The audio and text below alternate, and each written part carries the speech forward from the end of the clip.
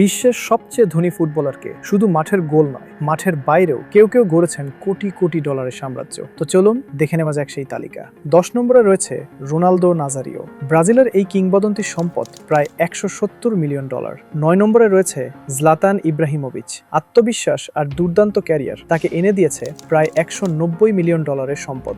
8 নম্বরে রয়েছে Wayne Rooney. মাঠে গোল, মাঠের বাইরে কোচিং আর মিডিয়া সব মিলিয়ে তার সম্পদও 190 মিলিয়ন ডলার। 7 নম্বরে রয়েছে ডেভ হুইলান। ফুটবল ছাড়ার পর ব্যবসায় সফল হয়ে গড়েছেন 210 মিলিয়ন ডলারের সম্পদ। 6 নম্বরে রয়েছে কারিম বেনজেমা।